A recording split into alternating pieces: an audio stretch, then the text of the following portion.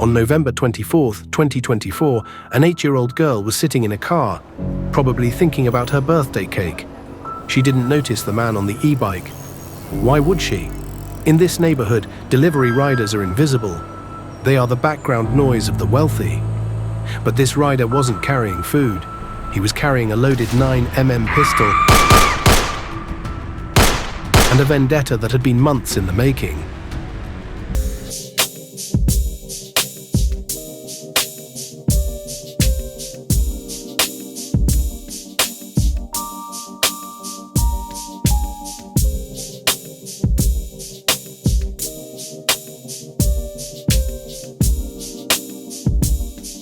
Welcome to the platform. Please don't forget to like, share, comment, and subscribe. Who was the man under the helmet? Jazz Reid, born June 1st, 1992. He grew up in and around Ladbroke Grove. Oftentimes, small details, such as which school you attended, which estate you grew up on, and who your friends were, dictate which side of the postcode divide you represent. Chaos, the name the streets knew him by, found himself aligned with the LBG Goulburn gang. In his later years, he became a so-called boss of the area. Looked up to by younger, up-and-coming gang members, in the heart of W10, music is often the only way out, but for Chaos, it was just another way to talk about the life he was already living. When he stepped into the booth, he was trying to broadcast the reality of the Goulburn streets. In almost every track, there was a recurring theme that went beyond typical road rap posturing. He seemed obsessed with the machinery of violence. His lyrics weren't just about general conflict, they were technical, cold, and focused on the hardware. He spoke about firearms with a sense of familiarity that felt unsettling to the casual listener. As the years rolled on, the buzz around Chaos's music began to fade. But while his voice was disappearing from the airwaves, Chaos himself was far from finished. He wasn't about to fade into the background. He was about to step back into the light in a way that would leave the whole of West London stunned. The music career was a memory, but the man the streets knew was preparing for something far more permanent. Exactly what triggered it remains a topic of hushed conversation. In the estates and on the corners of the Grove, the theories vary. Some whisper personal fallout, a bridge burned with someone he once stood with, a betrayal that couldn't be ignored. Others claim the targets had done something to cross a line, suggesting that in Chaos's world, what happened next was simply a consequence of street politics. To the outside world, the reason remained a black hole. Whether it was a dispute over territory, a debt, or a contract matter, the true catalyst was known only to those involved. Whatever the spark was, it had to be significant. The spree began on a Wednesday in Notting Hill. Reid set a pattern he would follow with robotic discipline. He drove a hire car from his home in Uxbridge to North Kensington, where he kept a cover location, an associate's flat on the Swinbrook estate.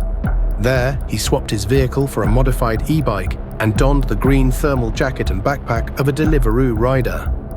He cycled to the home of a 27-year-old Amelie Buncombe. When Buncombe appeared on his own doorstep, Reid opened fire. 2 shots were discharged. One struck Buncombe in the thigh, leaving him seriously injured. Reid then melted back into the London traffic, returning to his safe house to ditch the bike and disguise before driving home in his hire car. Jazz Reid's campaign of violence reached a critical turning point. While the first incident was a direct hit, the second was a calculated attempt that set the stage for the tragic events that followed. Reid returned to his cover location on the Swinbrook estate to don his Deliveroo disguise and mount his modified e-bike. He travelled to Kenley Walk in the Nottingdale area, targeting an address associated with the same 34-year-old man who would later be shot on November 24th. Reid unleashed a volley of 4 shots at the property. The witness response: neighbours heard the distinct cracks of the firearm and each immediately reported the incident to the police. The result: miraculously, no one was struck during this specific incident, but the brazenness of firing multiple shots in a residential area signaled a dangerous escalation in Reid's behaviour. This second shooting was the moment Reid's invisible status began to crumble. forensic team sweeping the scene on Kenley Walk made a massive discovery. The DNA link detectives recovered fired bullet casings from the scene. The match forensic analysis found Jazz Reid's partial DNA on these casings. This was a monumental breakthrough because it forensically linked the same individual to the weapon used in the first shooting on October 9th. In the 13 days between this failed attempt and the final shooting, Reid did not stop. He was actively hunting his target. Persistence. Despite firing 4 shots and drawing significant police attention to the Nottingdale area, Reid remained committed to the hit. Gathering intel, evidence suggested that during this period, Reid used his burner phones and hire cars to track the movements of the 34-year-old father, eventually locating him at the family's car on Southern Row on November 24. Unbeknownst to Reid, the Metropolitan Police were already piecing together the Green Ghost persona. By the time the third shooting occurred, detectives were already analyzing cell site data tracking, which mobile towers his burner phones were pinging, ANPR, linking the hire cars coming from Uxbridge to the Swinbrook estate, CCTV building a timeline of a man who arrived in a car but left on an e-bike. November 24, 2024, for an 8-year-old girl in Ladbroke Grove, the world was exactly as it should be. She had spent the afternoon at a trampoline park, the kind of day that exists in a blur of sugar and pure, unfiltered joy. She was sitting in the front passenger seat of the family Kia, her 2-year-old sibling in the back, her parents beside her. The car was stationary on Southern Row. They were home.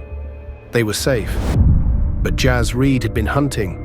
He didn't see a family celebrating a milestone. He saw a target, disguised in the neon green of a delivery rider, a uniform that usually signals comfort and convenience. He pulled up alongside the vehicle. In a neighborhood where people were ordering dinner, Reid was delivering a death sentence. 11 bullets.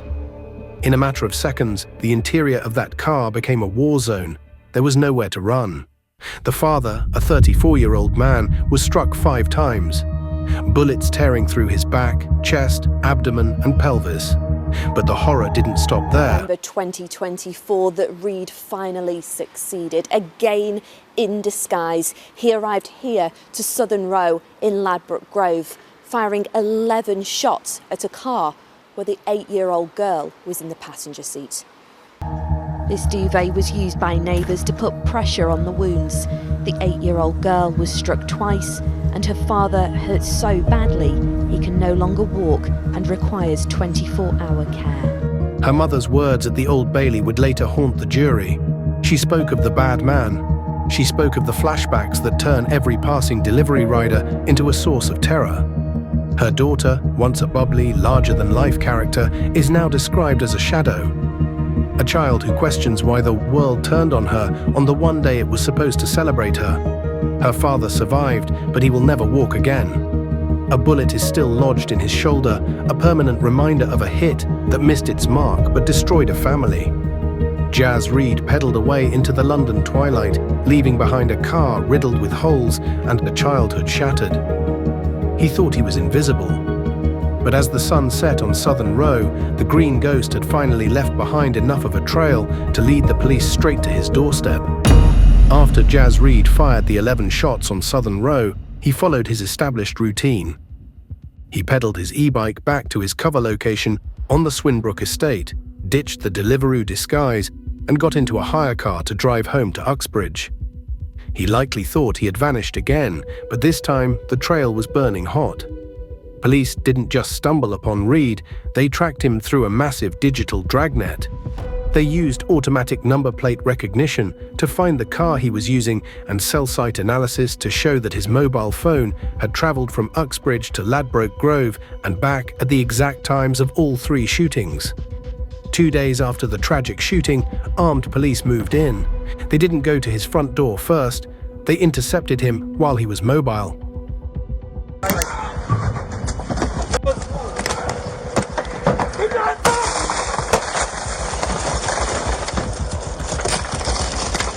Got it, mate. Right, stay your hands so you can see him.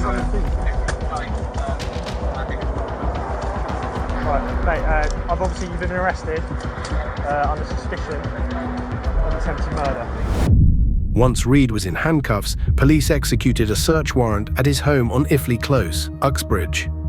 In the garden, officers focused on a specific concrete paving slab. Beneath it, they found a 9mm self-loading pistol loaded with 17 live rounds. Forensic teams found Reid's DNA on the grip and muzzle of the gun. Ballistic tests confirmed this was the exact weapon used to shoot the father and the 8-year-old girl. While the police were dismantling Reid's life, the victims were fighting for theirs. The 8-year-old girl survived her wounds, but the psychological damage was deep. Her mother described her as having frequent flashbacks, reliving the moment the bad man appeared. The father survived the 5 gunshot wounds, but was left with life-changing catastrophic injuries that mean he will never walk again. While a different gun was used in the first shooting compared to the final one, police were able to forensically link the crimes through the ammunition. Forensic analysis of the casings found at the scene of the first and second shootings confirmed they were fired from the same weapon. Reid went to great lengths to hide his tracks, switching SIM cards and using burner phones, but he couldn't completely erase his digital shadow. After his arrest, police searched this associate's flat and recovered the e-bike and the green Deliveroo rucksack used in all 3 incidents. As part of the investigation, the police analyzed Reid's lyrics under his rap alias, Chaos.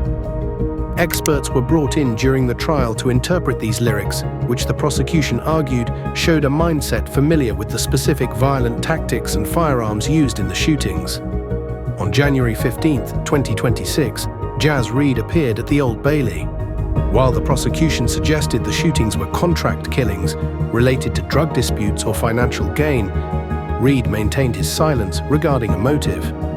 Judge Sarah Whitehouse KC described his actions as wicked and carefully planned.